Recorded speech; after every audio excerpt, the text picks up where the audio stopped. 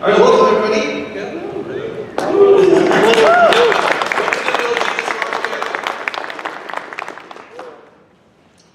And that's it. Thank you very much. So for our first encore. So welcome. It's our first time down to the SoCal Expo. We've had a really good time this weekend. It's been a fun show. Yeah, it's been great actually. We left Seattle. It was cloudy. There was the threat of snow. And to come down here and it was like sunshine, and I know it's not super warm, but I'll take it. It's awesome. Yeah. It's beautiful. But it wasn't always this way, right? Like last week, it was not so much. It was like Seattle. Oh, okay. Nice. Yeah. I think we loaded up on our entire vitamin D for the year this weekend. It's been great. Yeah, it's been awesome. Great food too. So. Yeah, it's been good. Yeah. Shout out to whoever suggested King Taco. That was super awesome. That was good. That good stuff, man. It was, yeah. Well, because mostly you go to places where it was like ground beef, lettuce, but this place had, chicharron, had liquid. Oh, the tamales were amazing. Yeah, Oh, sure. Grill them all. You gotta get over Is it? Yeah, we heard about grill them all. Yeah. Dude, we're only here for a couple days. So we're going to kind of play it fast and loose, kind of like how we normally do it, where we're just going to basically just take your questions. So we're going to start out actually with just a little quick background. This is my opinion. Just going to quickly talk about a couple of things happening right now, some recent news. I know everybody's been asking you about your game room. Yeah, that's We'll true. talk about that. And just a little bit of quick background, and we'll start taking questions, and we'll make the rest of these up and go on. That cool? And I understand we have a microphone that's like a... It's a fluffy, do you just throw that at the audience and use it? Oh, That's awesome. It's a full padded mic box that you just, you have a question? That's cool. It's like a concert when we see the beach ball being popped. Yeah. That's the microphone. That's gonna be cool. The volleyball. So I'll go ahead and start out. As you hopefully know, I'm Drunken Master Paul most of the time. And lately I've started streaming on Twitch. That's kind of the latest news for me. Jason and I were talking about doing some streaming. Yeah. And he's super, super busy. So we said, well, dude, why don't you learn something for once and go figure it out and then tell me about it. So I was like, okay, that's fair. And so a couple months ago I started doing just a chat show on Friday nights. It's a happy hour with Drunken Master Paul. It's usually scheduled for an hour, but I never ever stick to an hour. I can't shut up. And we'll feature a cocktail, and then I just talk to people in the room about whatever's on my mind, or I just take questions. So that's been a ton of fun. I'm actually enjoying that a lot more than doing videos, because I come from a broadcast background anyway. I did radio in high school, and I did, you guys listen to Jason's channel, we talked about World Stream, which was Ken Williams' project. Yeah, so that's an option of Sierra back in the day. Yeah, so he actually started was a radio station for the internet. There's a building, we had 10 studios, we had regular shows. Anybody have any clue what I'm talking about? See, no. Yeah. No, I know You're that's- old. Yeah, well that, and it didn't go anywhere. Yeah. Yeah, It was it's way ahead of its time. huge. Yeah, because Ken Williams, when he walked away from Sierra, he had, I don't know how, it was reported $500 million is when he sold that company. So he was still interested in technology, because that's what he's always been. He's been a programmer, and he saw this internet as an opportunity, and radio as being something that would be the next step in that. So he really tried to do the real radio thing on the internet, hire, you and kind of like Robert, Yeah. and we was a producer of the booth and everything. So it was really cool. And we had, there was a chat room, we could put a video, and you just go to the website and listen, which is not unlike what Twitch is today, right? So I was really attracted to doing Twitch and started doing it. Really liking it. So I started expanding that to do. I hear people play games and shit on Twitch and people watch. I thought that sounds interesting. I'll start giving that a go. And so that's kind of where I'm headed with my channel and what's going on with me. So Yeah, so my name's Jason, Military Rocks, and what have I been up to lately? Making videos and fixing my basement. So I've had so many people asking about my basement and this leak that I had there. It's really interesting because I was documenting this process of these people, these contractors, like coming over and looking at my basement, this leak and all this sort of stuff, because I don't know anything about that. I'm not, he can attest to this. I've got a hammer That's all I got. And it doesn't know which one to use for projects. I'm a software guy. So, but I was documenting and I was like, well, I'm just going to throw it up on YouTube and see if people find it interesting. You know, it's something different than what I normally do. Like home repair video, but it was really fun to do, and it just exploded. It was just like, you know, people were fascinated by the process, they were fascinated by, you know, if anything was damaged. And so that was a 3-month-long process that took to figure out what the problem was, because half of my basement's buried underground. Plus we have this really, really old oil tank that's buried also in my front yard that we don't want to try to touch because the EPA gets involved and all that sort of stuff. So it was definitely a really interesting process to kind of go through as a homeowner. Thankfully, it's fixed, and it was less than we expected, which is awesome. So, and other than that, I just, you know, I chug along and make videos and play games and do the YouTube thing. So it's a good time. Excellent. Yes. And my name is John Riggs. I'm on his channel also, and I also have a humble channel on my YouTube account and Facebook as well. I got into Facebook actually reached out to me a few months ago saying, hey, do you want to monetize videos on your Facebook page? I never thought about using Facebook. I use Facebook as a tool like anyone else. I was like, yeah, sure. But when I was part of their program, it's called the Launchpad program, I went from like 4,000 followers on my Facebook page, which is good, to 44,000 followers. I was like, okay, but I don't know what I do along the way here. But in the part of that program, they help you grow and succeed. And the cool thing with the Facebook Launchpad program, it sounds like an endorsement form, but really isn't. But they're like, they don't care that you're doing YouTube videos too. They're like, you post it on YouTube too, but also post it on Facebook too. So I was like, oh, that's cool. So even if Facebook went away tomorrow, I would still have my or if YouTube went away tomorrow, I'd still have my Facebook page too. I just thought that was kind of interesting, so I started doing that. It was a few months ago, but still did the YouTube thing. The top 2 compliments I always get are, I like when you fix broken games. And then the other thing I really appreciate is when people say, I like that you put your daughters in your videos, because that way my daughters can watch your daughters. They think it's really cool. I know Facebook's doing a lot right now recently with having children on your channel. We're very sensitive to that. I have thousands of like words you can't say in the comments that YouTube will immediately delete and block out. So it's very, you know, very sensitive, of course, to all that too. But they love it. It's, like I was telling someone earlier today, you know, I have my daughters on my channel. I'm really very protective about that, and I can think that too. But, you know, as kids, we want it to be on the news, because then we can call grandma and say, hey, grandma, turn on the TV. I'm going to be on TV. My kids don't watch TV. We have a television and it's never turned on unless we're playing a video game or something. But my kids watch YouTube.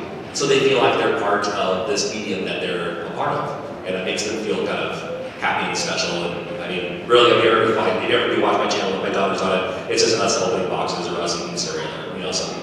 We don't take it, we take nothing seriously. I have a full-time job. YouTube is a hobby, but it's a hobby that brings me out to stuff like this.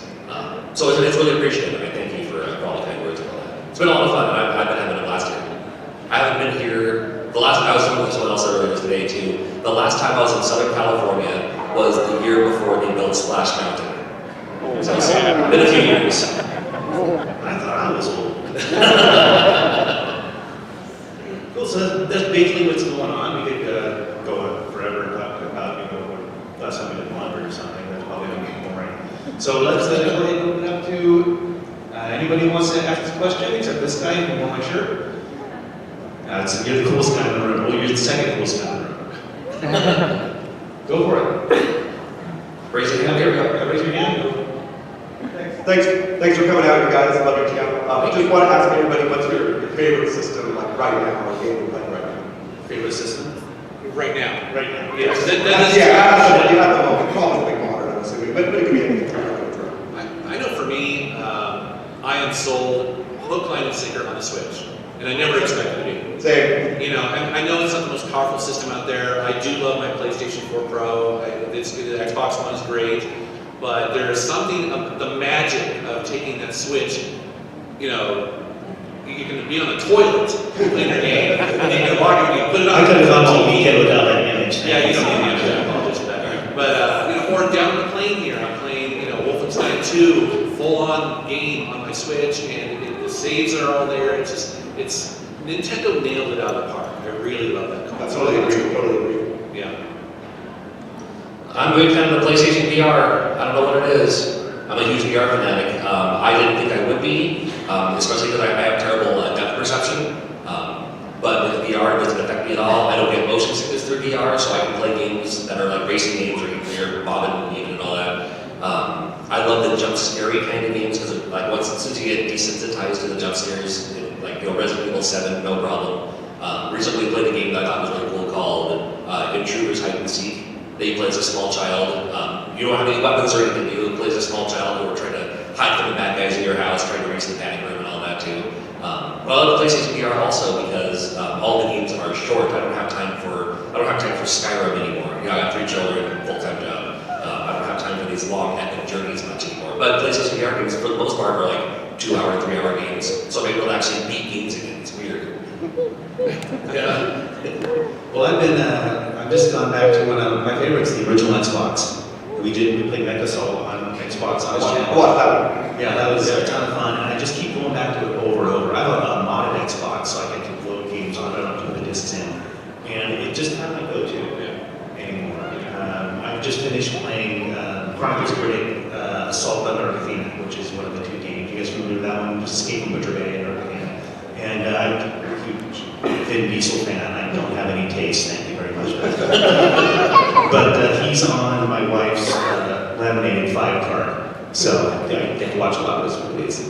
But yeah, just something about the original Xbox. I also just got the Pound HDMI. Oh, did you? Oh, nice. Yeah, connected to it, so I was able to connect all my consoles through HDMI to my TV, and it does make a difference.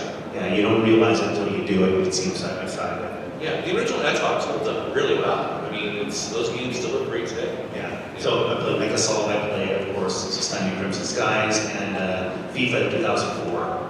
And I just tried to play FIFA 2014, and it just I prefer the 2004. It's easier to play. It's almost arcadey, but it's challenging enough to be able to play a soccer game without having to think too much, I guess. So it's the original Xbox. But I've been doing some VR bigger plays. John mentioned. And so I want to play more with that. In fact, I just talked to Particles. Okay. You guys know Particles? I just had lunch with him last week, and he has a driving simulator. And it's like a top-end driving simulator that's in pieces in his nerd cave. So I'm going to go help him rebuild it, and he's got a VR set for it. It's going to be super cool. Looking forward to that. Thanks. Next. Head up right here. Not the face, not the face. Almost. Where did you get your name from? My name, the story is that I used to work at a real estate company, and I was doing at the time, I think it was the IT manager or something like that. I was doing customer service and IT and stuff like that. And this is a little bit before streaming, so but I always listened to music, and at my desk I had a music server with about 300 gigabytes of hair metal, butt rock, hardcore death metal, all this stuff, and I was sharing it out to the rest of the company if they wanted to also tap into it and listen to it. And one of the developers at one of the company meetings called me Metal Jesus. And it's funny because our CEO, which was a real estate guy with a suit on and everything, was like, what the hell is guy Metal Jesus for? Like, what's going on here, you know? And so Neil called me that, and it just sort of stuck. And at that job, I was Metal Jesus. And when it came time for me to do YouTube, I really wanted a name that people could spell easily, remember easily, and also wouldn't be necessarily tied to just video games. I wanted a channel name that I could do whatever I want. I could do music, I could do video games, I could do cooking. So Metal Jesus Rocks was kind of the obvious choice for me. Yeah. Next, pop your hands if you have a question. Yeah, right in the front row, right in front of you. Here you go.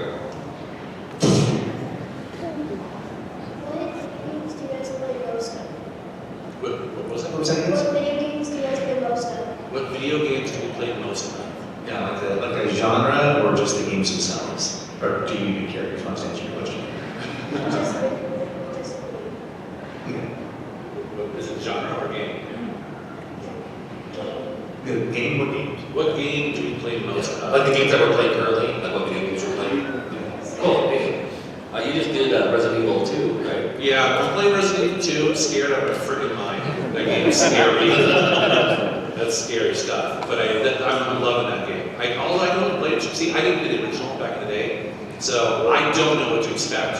But when I talk to Reggie, Reggie's like, oh, dude, it's such, he remembers parts of it that from the old version, so for me, I'm completely blind and I'm freaking out. So it's fun. And what's the system? PlayStation 4 Pro. Although I heard that the Xbox One X was the version to get, but I forgot. I was at GameStop. I forgot about that. So I've been playing the Tomb Raider series reboot. Played that one a lot. I've played the first two of the reboot multiple times, and I just finished the third one, which is Shadows. I think so. Yeah. The second one's It right. came out last year. Yeah, so I just finished that one, and love those. Very similar to the Uncharted games. You guys have played those as far as the game mechanics, but really enjoyed it. Really enjoyed the storyline. I like playing games that it's like playing a movie. I mean, when Halo came out, it was like playing an action movie. I played Halo. I don't remember, but it's got a good story. I played that a lot, and I just found out recently that are you guys familiar with the Discworld series, Terry Pratchett books? His daughter wrote the first two Tomb Raiders, the reboots. I just found this out. Somebody told me on my screen like 2 weeks ago, and I'm a huge fan of the Discworld series. So the first two were really good. The third one was okay. I didn't think it was as strong as the other ones, but that's what I'm playing right now, just over. I just played through Kingdom Hearts 3. I still couldn't tell you what happens at the end because I skipped every cutscene. I just want to play the game. I lost what's going on story-wise. I got halfway through the second one. So at this point, I don't care. I just want to go to the Disneylands, the Disney Worlds, and experience being in Winnie the Pooh's book, you know.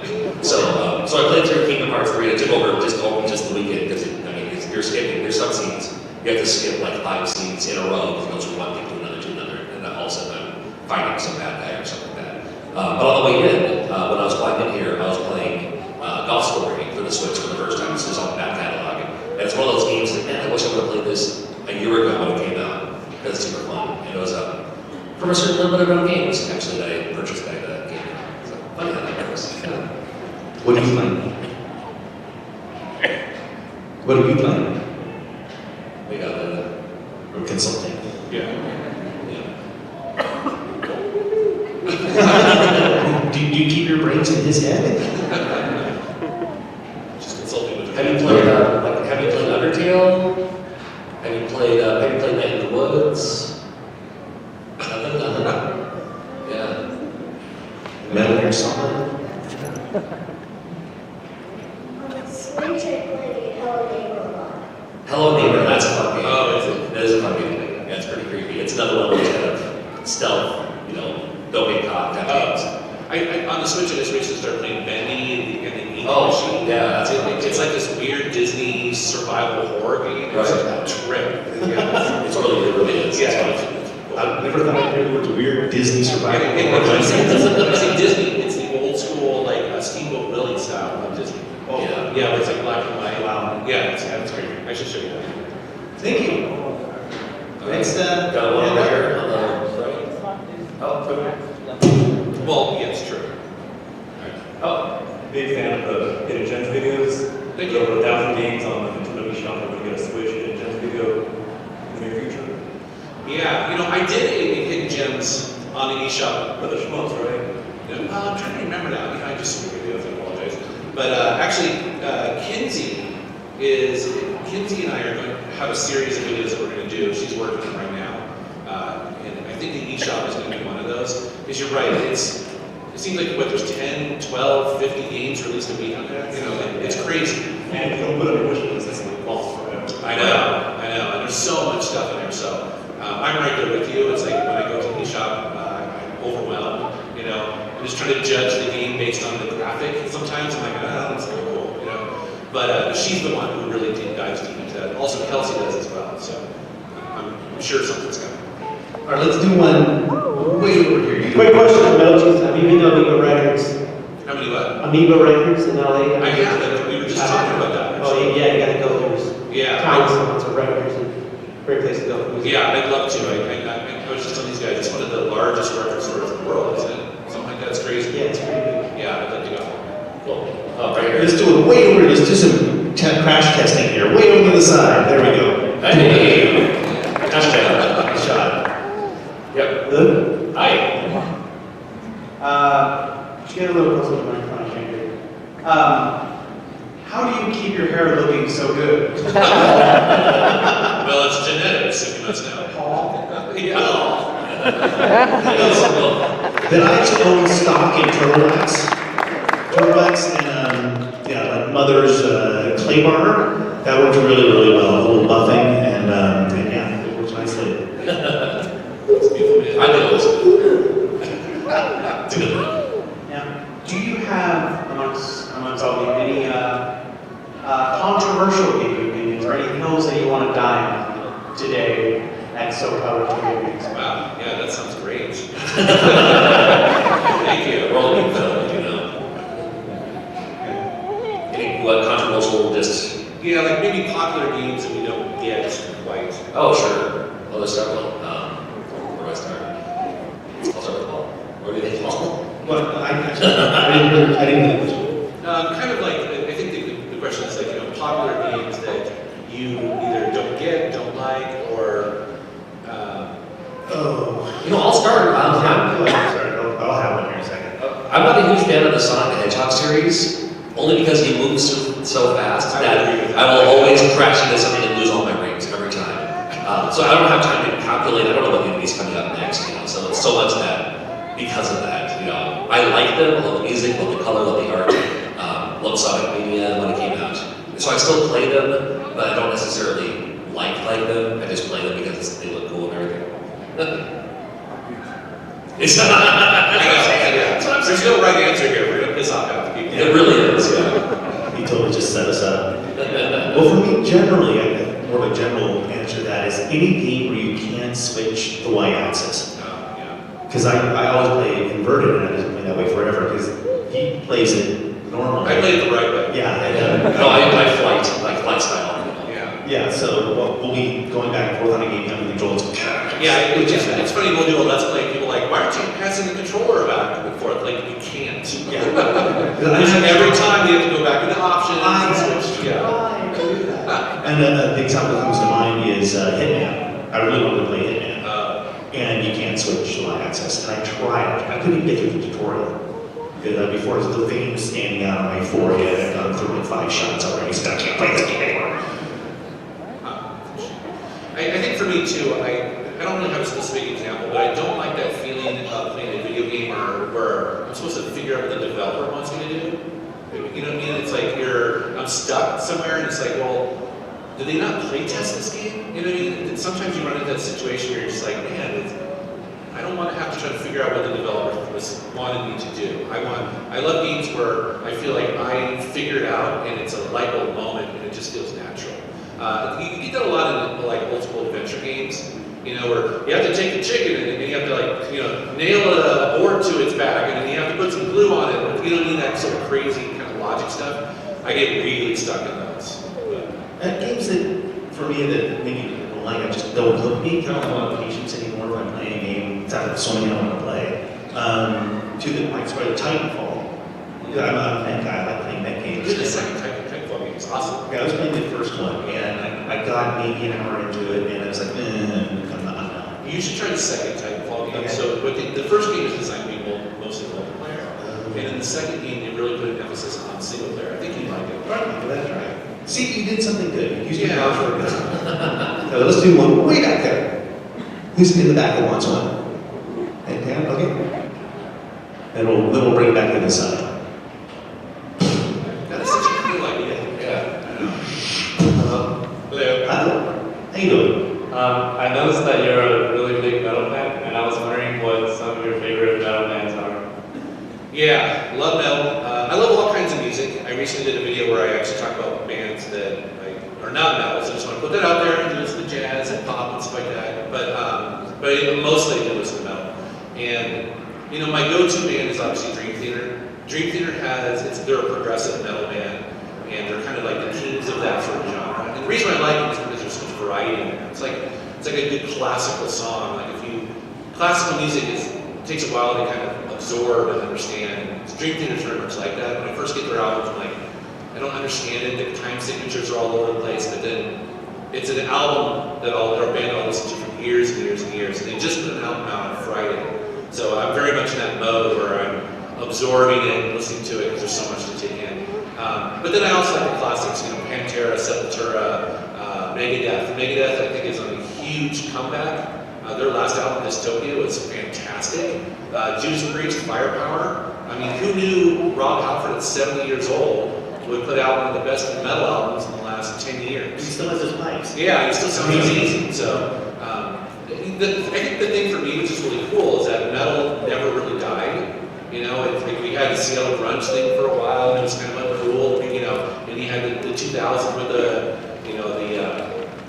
Limp Bizkits and stuff like that. But metal has always stayed. So it's really kind of, and I feel like it's did a bit of a resurgence, especially in Europe. So no shortage of cool metal bands to listen to.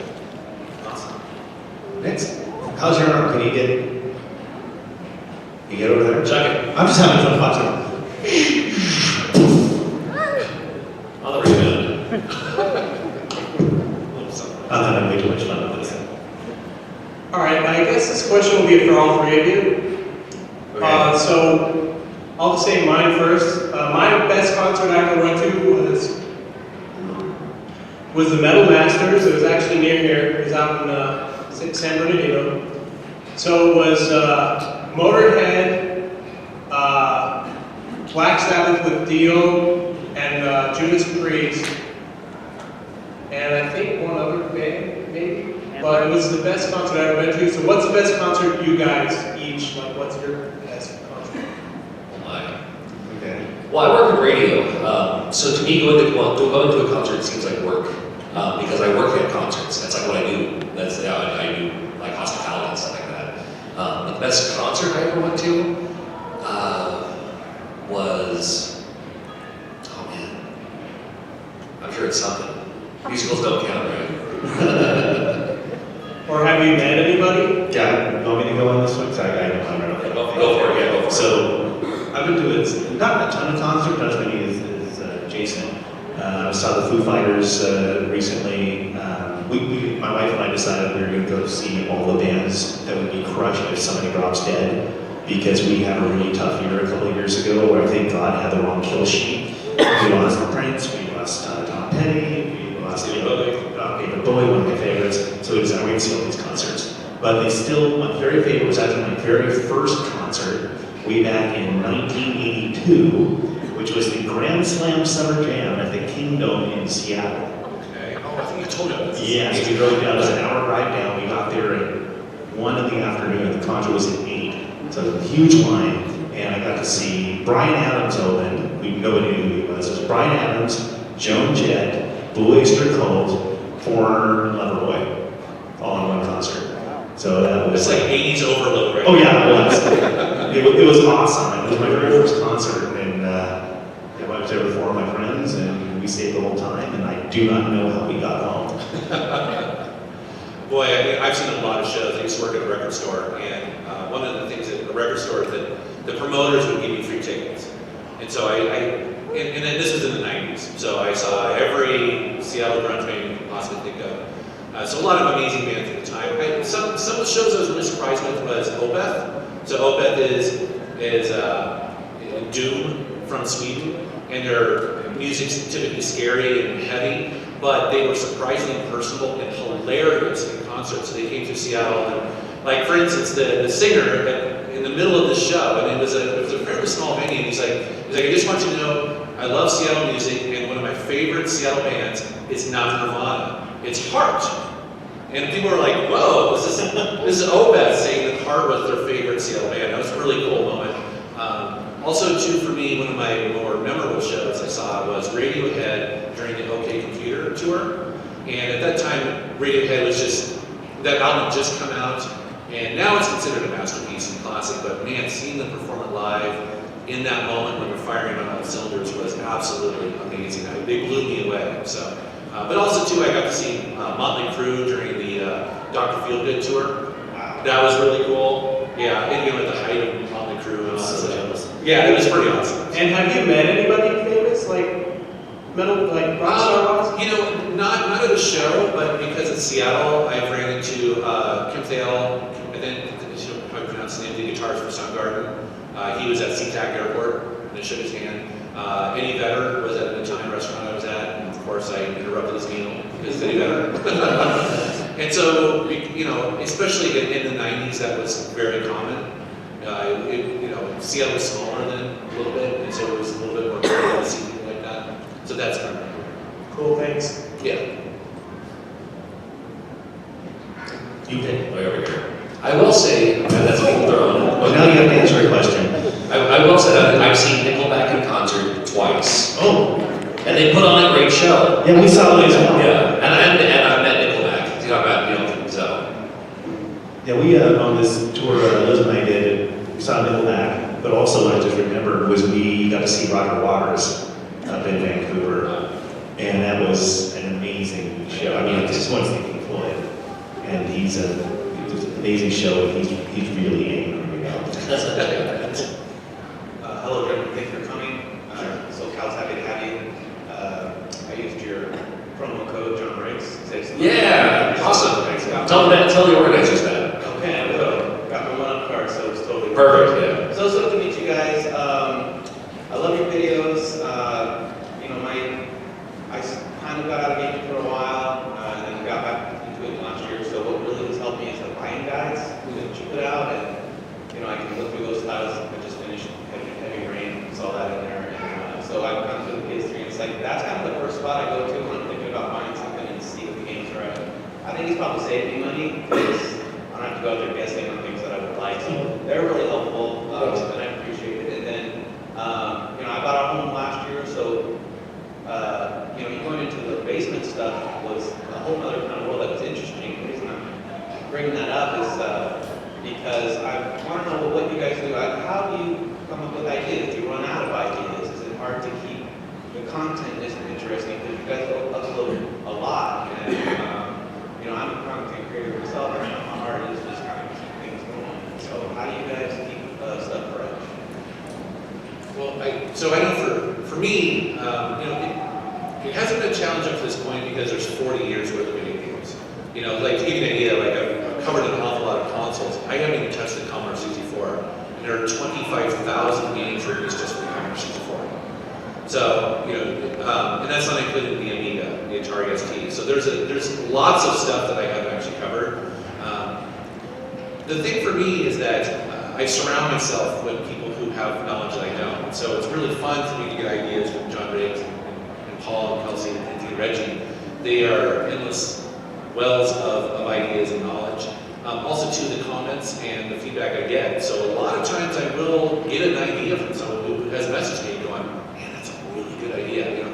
Or sometimes I'll do a video that's an answer to a question that I get a lot.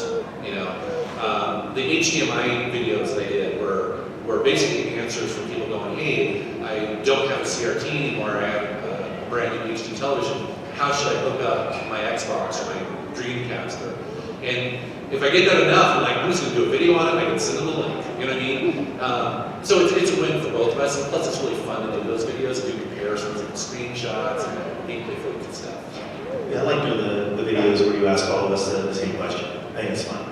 Oh yeah. And then we have like the kind of the Patreon questions where they're like group questions, and those are really fun because I encourage them to be weird, you know, and especially these two, they go all out. You know, he'll have the camera. He shot one of his answers in a grocery store, and his camera was hidden behind a box of cereal. Right. And he's in the middle of this grocery store. It was your video was cool. I did one coming in the bushes. Yeah, one of the bushes. Those are really fun to do. Okay, thank you guys. One last question. Do you get a lot of haters? Just wondering. Well, it's the internet. I guess there's one complaints a lot. Yeah. Are you talking about just like walking down the street, or maybe all of you guys? I don't know what you've got on this. Hate mail. Yeah. Religious nuts. Again, you know, I used to, when I first started doing YouTube, and I started getting a little bit of popularity, I started getting occasional religious people who were offended by my name or whatever. And I come from a very religious background. My parents were Assembly of God, which is speaking in tongues and all that stuff. My grew up there, right? So I definitely understand where maybe some of those people might be offended, but I also know that, without getting too deep into this, but if you believe in God, I don't think He looks at my channel as any sort of source of evil in the world. I hope He's got bigger problems to work on than some long-haired dork talking about video games. So that's how I feel about that. The other thing too, I always remind people is that because of my religious background, I actually know that Jesus isn't the name of the Son of God. It's actually Yeshua. That in the original Hebrew, there really isn't a J, it's a Y. So you can get very technical with that. It's actually, Jesus is a very common name, in the world. That's what it is. So anyways, that's my answer to that.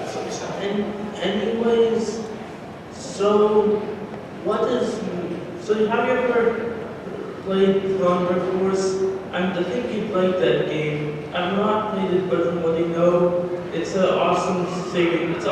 It's an awesome game too from the Sega Genesis. But I think you'd like it because it has death metal sound. Sure. No, Thunder Force. I had Thunder Force for the Turbo Duos and like the TurboGrafx 16 CD. It's such a great game. Yeah. It's a great shooter. Yeah, there's a couple of them, right? There's like 5. Thunder Force, not Lords of Thunder. I see Lords of Thunder Force for the Genesis. Yeah. There we go. Like Okay. Saw. Yeah. Like you gotta play some. It's okay to play a song from it, Yeah.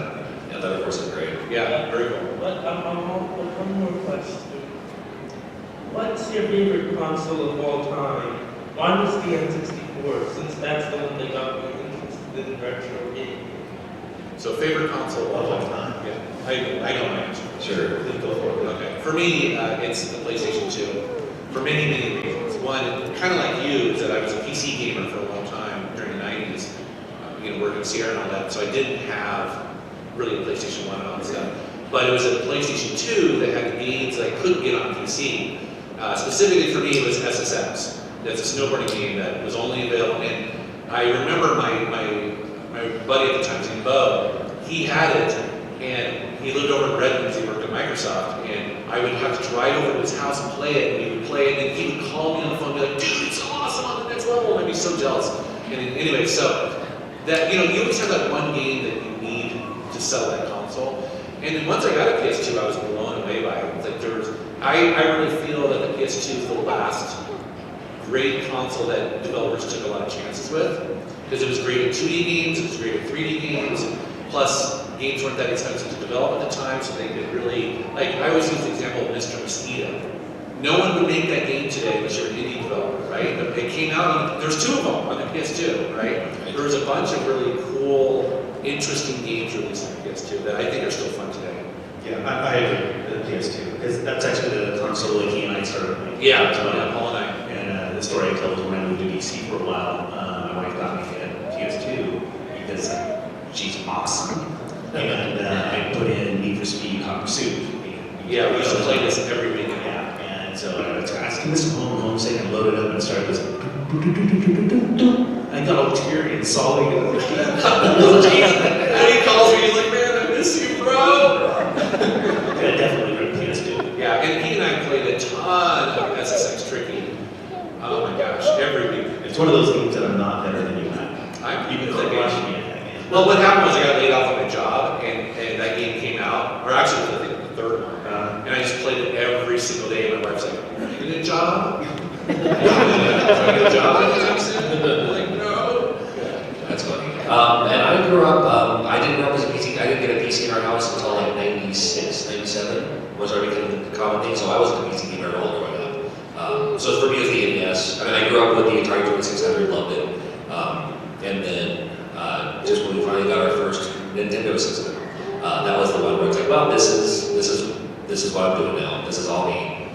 And just the variety, and I mean, there's creativity with constraints of, you have to use your imagination still a little bit. It's all going back to the days where it's like, you didn't know that you were supposed to do a certain thing, like push a certain block in a certain way. Like the original Legend of Zelda, there is no hidden clues on which wall to bomb. You just have to literally bomb every wall to see what's in there too. So there's a lot of, to give you the idea, the first time I played The Legend of Zelda, the first one for the NES, it took me literally 2 years to beat. And I couldn't imagine playing any game for 2 years to beat in that way. But I did, and that was just my favorite system. And I still play it today. During RF, old school. Really? Oh yeah. All right, who's another one? Another question? Oh, right behind you. And right up front too. Incoming. Well, you got a question too, so I guess you're next. Okay. Wow, I don't like this.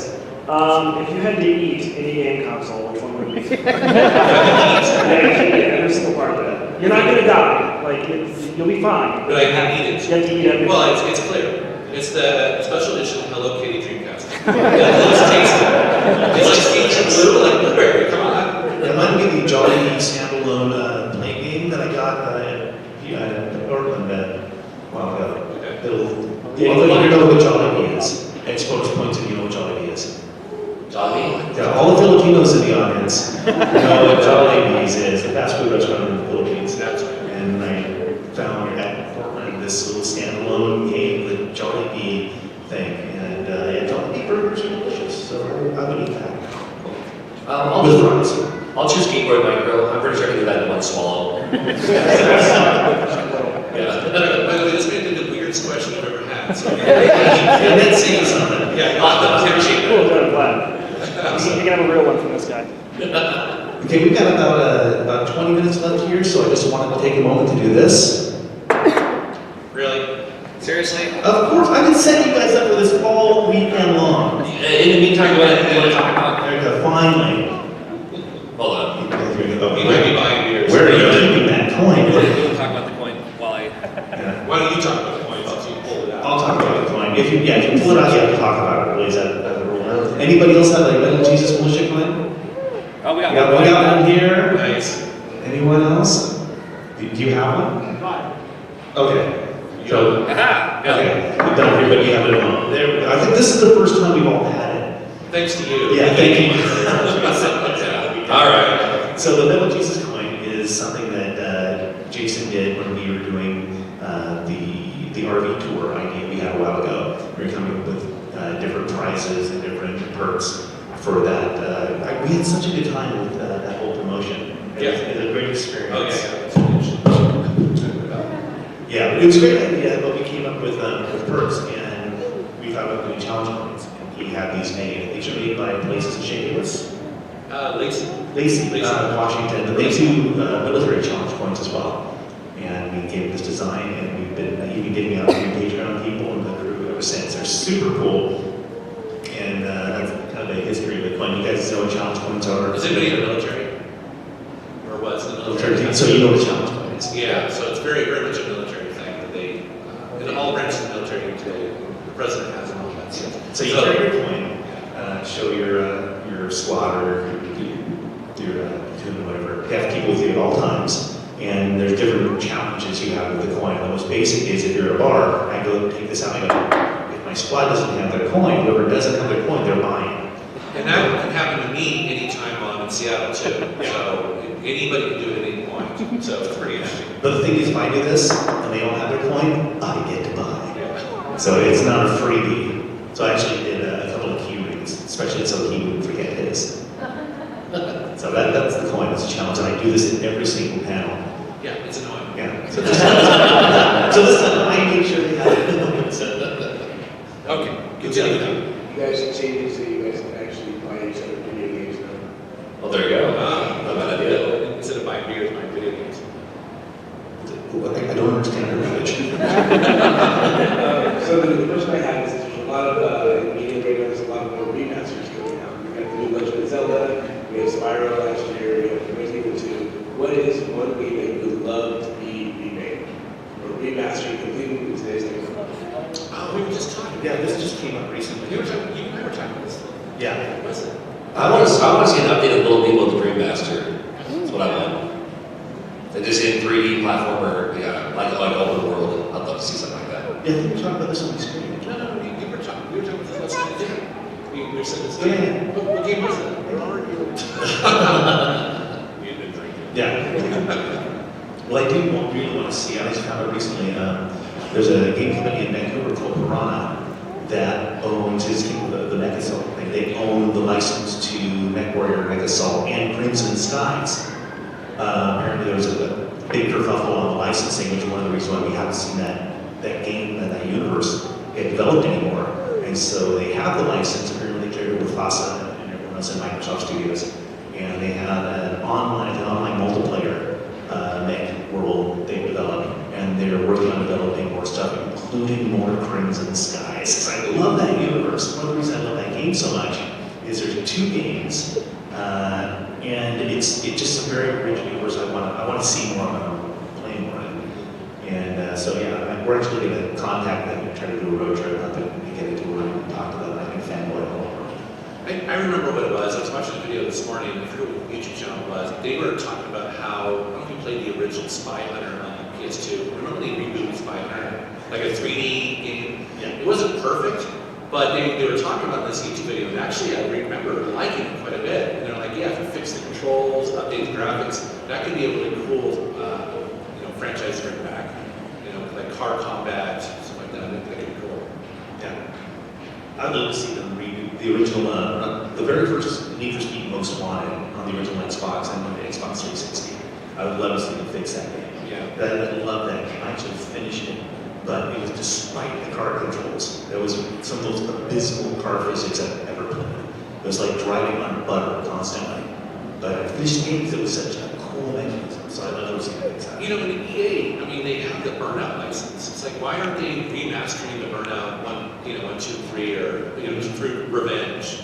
For modern consoles. I guess they did Revenge recently or something like that, but no, Paradise City. They remade Paradise. Yeah, I'd love to see that. I actually have to agree with you with Crimson Skies. That's the one I would choose. Yeah. Always. Have you played the PC version of Crimson Skies? I have not. Play it.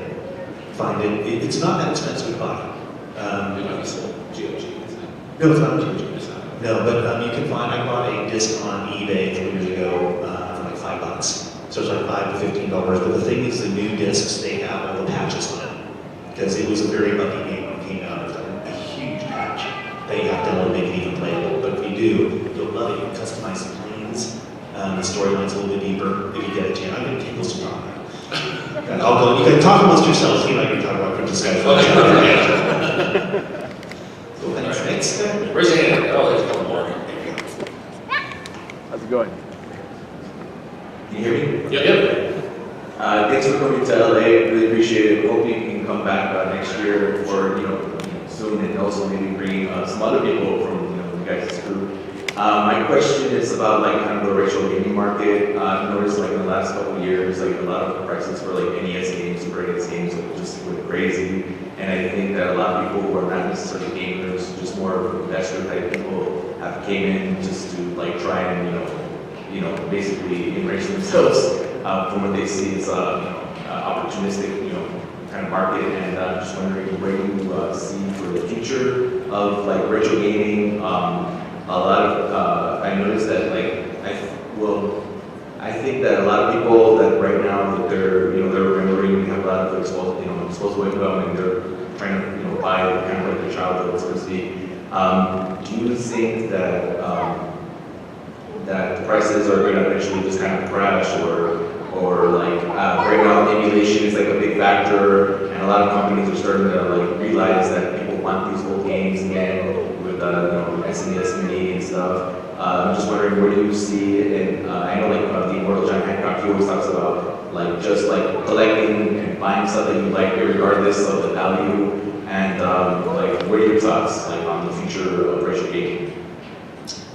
Well, I think that. Don't think we like. Yeah. I wish Kelsey was here. Kelsey would be the person to ask because she owns 2 retro gaming stores, and so she would have great insight into this. But I know business for her is doing very well. It's hard to say, because if we knew the future, then we'd buy all the things that will just keep on raising the price. And I think some of the higher tier deals will, just like with Beanie Babies, there's still a few Beanie Babies that are out there that are worth thousands of dollars to some people, not to everyone. I think there are always going to be those games, like the Little Simpsons, the Panic Restaurants, that will always carry a high price tag just because no one's selling them, or the competition cartridges and all that too. But then a lot of them I can see, you know, I see it goes up and down. If people are buying to sell it, they're selling to buy it. You know, it's interesting because about 10 years ago, or maybe a little longer, Atari games were actually kind of collectible and hard to get. And that's because that age group was wanting them. And then now they're pretty much crashed. And there are a few Atari games that are worth thousands or tens of thousands, but the vast majority of them are like $1, $5. So we may get to a point where that's exactly what happens like NES and Super NES, is that as the ages move, you know. Like for instance, if you look at Google Trends, which is a site that shows what people are searching for, the number one system that people are searching for seems to be the 64. That's the new hotness right now, which is probably a certain age group that is looking, you know, like that gentleman right there, that was his favorite system. It's a nostalgia factor. Yeah, absolutely. And for me, again, I look for big box PC games because those are the ones that I really look for. I certainly don't really, I'm not the type of collector, I'm not a completionist.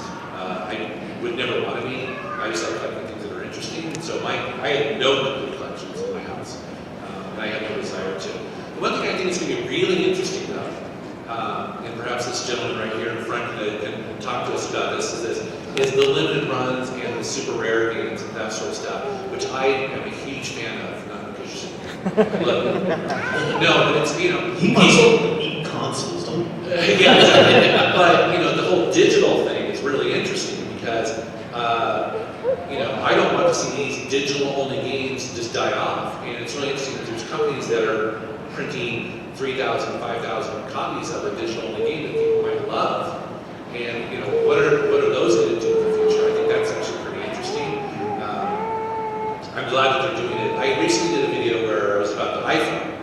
And when Apple switched from, I think it was OS 8 or OS 6 to OS 8, they killed off support for a bunch of old iOS games. And no matter what you feel about sort of like mobile games, there are some worth saving in our company. And the only way to do that is to take an old iPhone that's never been updated like I have, and download all those games and put it in a drawer somewhere, and that's your backup, right? That's why I do not like digital. Yeah, and you know what, but the thing is though, there's so much development going on in digital, and a lot of big players that are doing some really great things. A lot of these AAA developers, because I know several of them in the Seattle area, that used to work on PSP games specifically, and work for Sony, that they're putting their talents towards mobile games.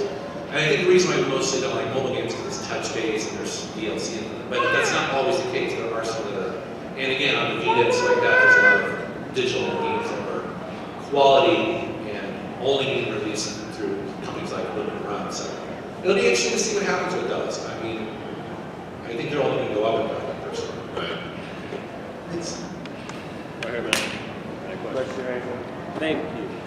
What are your top 3 PS1 games? PS1. Yes. I know you start with PS2. Just 3 for 1. I love Chrono Cross. That's an RPG that really got me hooked into JRPGs at the time. Fantastic soundtrack, really epic. I love that game. I want to say I really like the light gun shooters on the PS1. So there's Element of Gearbolt, which is a light gun shooter, but it's a part RPG. Put out, I think, by Work Designs, released it here. Fantastic shooter, but there's also like the point blank games. I actually saw the arcade version here. That's a great light gun game, and also the time crisis games on there. I keep a PS1 hooked to a CRT just for that reason, to play light gun games. I love Solo Mirage, which doesn't get a lot of love. It's one of those like treasures. It might be Working Designs as well, but it's a treasure game. I love the Treasure Company. But also during the PlayStation 1 days was the height of my love for Dance Dance Revolution. So I had like my own custom made mats that I made, not made, but I got the cheap mats, but then I went to Home Depot and got tools to make them sturdy, so they wouldn't like slide around and stuff like that. And then I had a PlayStation 1 that played Japanese games. So I had like, 10 or to 12, different DDR. Yes, and I played for the PS1 was DBZ. Oh yeah. It's pretty hardcore. There we go. I don't have a PS1, but I've played the light gun games. Yeah. I really like those. He's badass at light gun games. Thank you. Thanks. There's one up front, one way back. Right behind you. Nice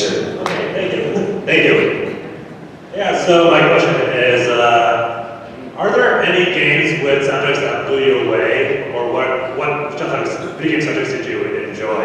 Soundtracks? Oh, yeah, lots. The first one that always comes to mind for me, and it's not what you would expect. No, for me, it was going to be Katamari Damacy. Oh, yeah. I know that's not metal in any way, but it's so damn catchy. Yeah. I actually have the vinyl version of that. Yeah.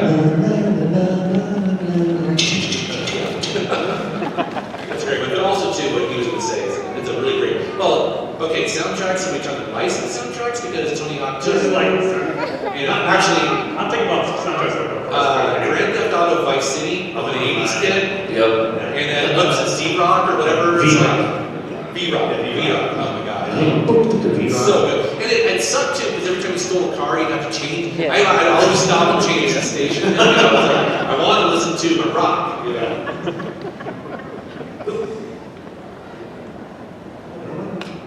I haven't lost track yet.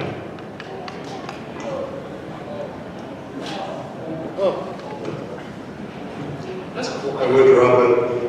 So my question is kind of, what do we think 2019 videos are going to look like for each of you? And is there going to be another group beach house video?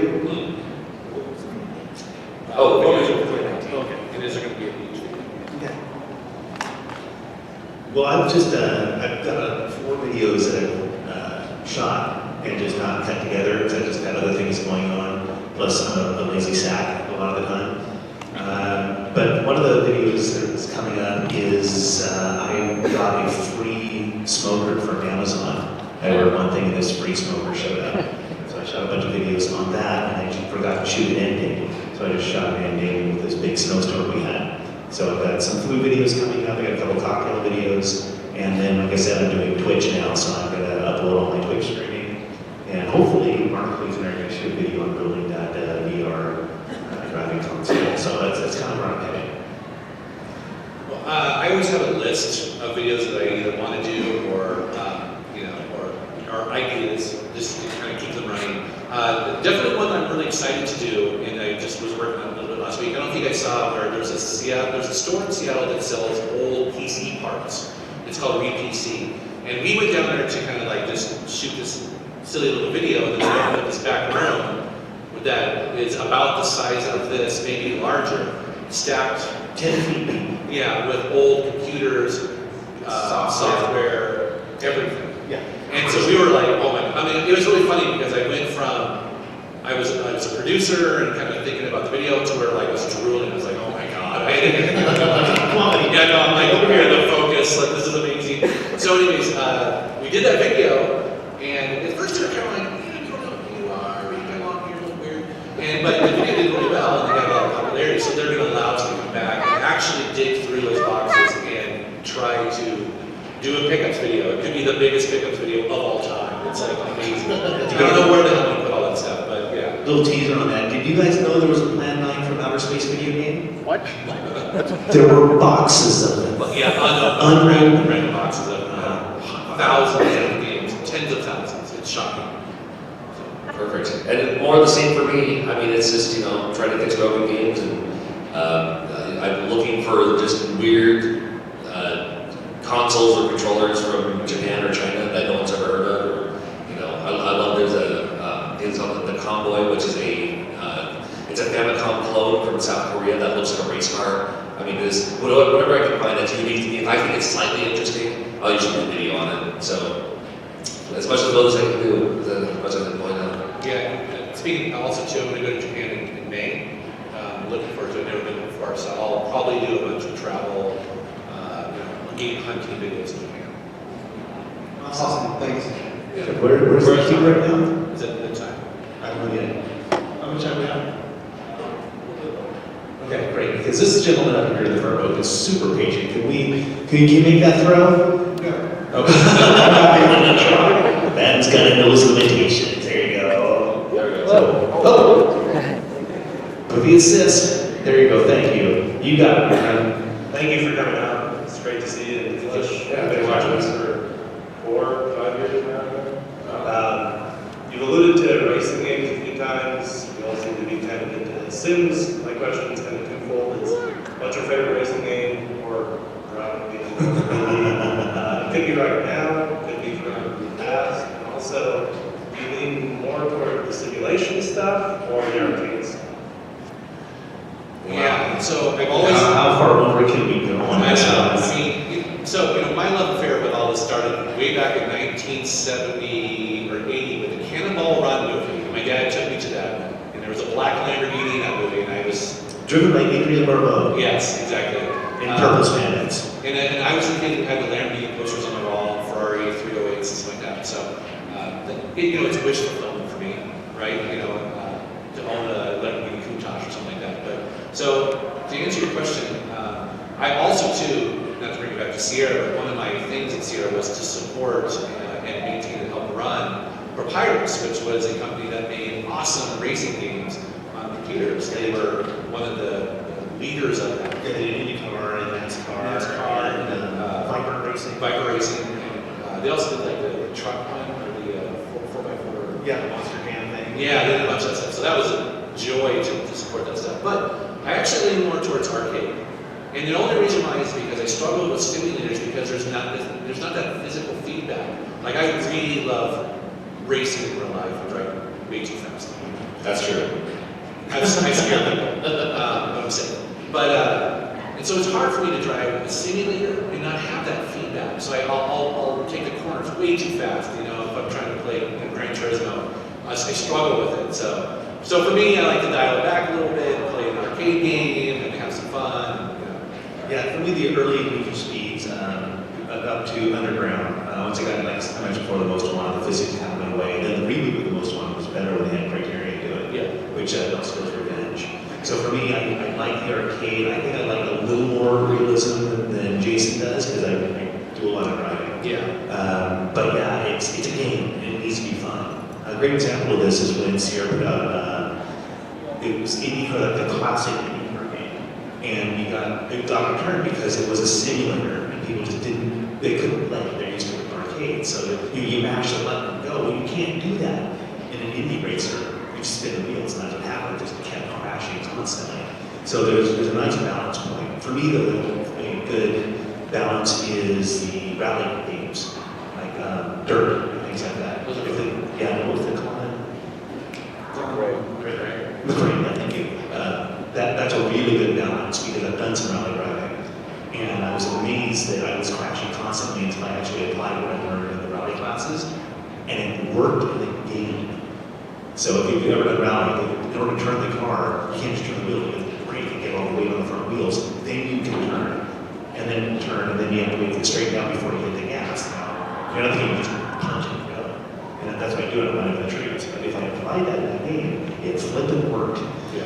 And that was really satisfying. But that's about as close to the simulators I get because you can't feel it. You can't drive with your butt. And I'm not a huge car guy, and I suck at racing games. But I do so the arcade style, like your Outruns, your Ridge Racers. Recently, that Horizon Chase Turbo, which is phenomenal. If you haven't played it, because it takes it back to kind of those old school style games. Like Outrun, it's not really a racing game; it's a driving game. You're just going for a drive. I was happy to see Outrun in the arcade too. So yeah, it's all me. Excellent. So is that Time. we done? All right, well, thank you guys very much for the show. It's been a great time coming down here. I hope you come back again, we really enjoyed it. And I guess we're doing We're going to do signing Somewhere. You're nearby. Yeah, so we need something signed. You want a photo with us?